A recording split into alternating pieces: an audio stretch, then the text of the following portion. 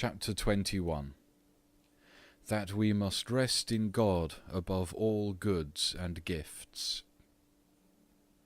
Above all things and in all things thou shalt rest always in the Lord, O my soul, for he himself is the eternal rest of the saints. Grant me, most sweet and loving Jesus, to rest in thee above every creature, above all health and beauty, above all glory and honour, above all power and dignity, above all knowledge and skilfulness, above all riches and arts, above all joy and exultation, above all fame and praise, above all sweetness and consolation, above all hope and promise, above all merit and desire, above all gifts and rewards which thou canst give and pour forth, above all joy and tribulation which the mind is able to receive and feel. In a word, above angels and archangels, and all the army of heaven, above all things visible and invisible, and above everything which thou, O God, art not. For thou, O Lord my God, art best above all things. Thou only art the Most High, thou only the Almighty, thou only the all-sufficient and the fullness of all things. Thou only all delightsome and the all-comforting. Thou alone the altogether lovely and altogether loving. Thou alone the most exalted and most glorious above all things, in whom all things are and were and ever shall be, altogether and all perfect. And thus it falleth short and is insufficient whatsoever thou givest to me without thyself, or whatsoever thou revealest or dost promise concerning thyself, while thou art not seen or fully possessed.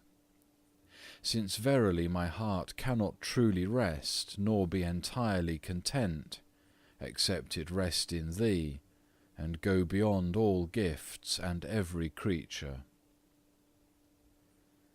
O my most beloved spouse, Jesus Christ, most holy lover of my soul, ruler of this whole creation, who shall give me the wings of true liberty, that I may flee to Thee and find rest? O when shall it be given me to be open and to receive Thee to the full, and to see how sweet Thou art, O Lord my God? When shall I collect myself altogether in Thee, that because of Thy love I may not feel myself at all, but may know Thee only above every sense and pleasure, in measure not known to others?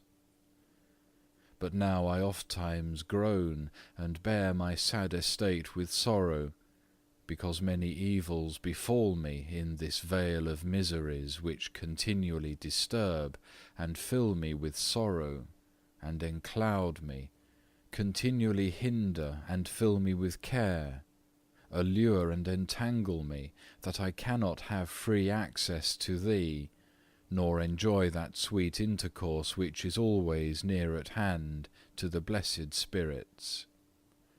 Let my deep sighing come before Thee, and my manifold desolation on the earth.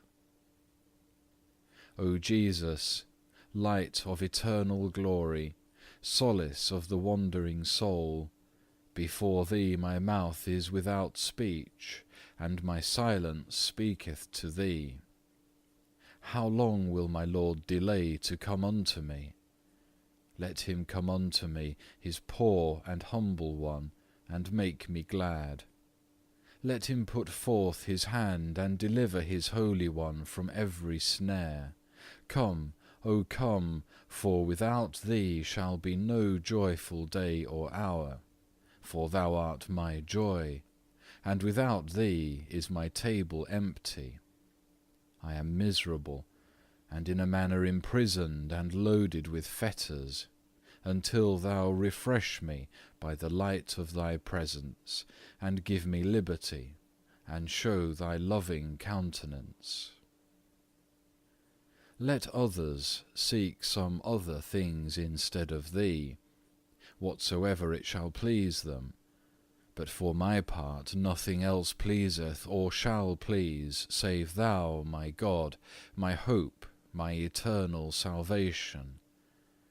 I will not hold my peace, nor cease to implore, until thy grace return, and until thou speak to me within. Behold, here I am. Behold, I come to thee, for thou didst call me. Thy tears and the longing of thy soul, thy humbleness and contrition of heart have inclined me and brought me to thee. And I said, Lord, I have called upon thee, and I have longed to enjoy thee, being ready to reject everything for thy sake. For thou didst first move me to seek thee. Therefore blessed be thou, O Lord, who hast wrought this good work upon thy servant, according to the multitude of thy mercy. What then hath thy servant to say in thy presence, save to humble himself greatly before thee, being always mindful of his own iniquity and vileness? For there is none like unto thee in all marvels of heaven and earth. Excellent are thy works, true are thy judgments, and by thy providence are all things governed. Therefore praise and glory be unto thee, O wisdom of the Father. Let my mouth and my soul and all created things praise and bless thee together.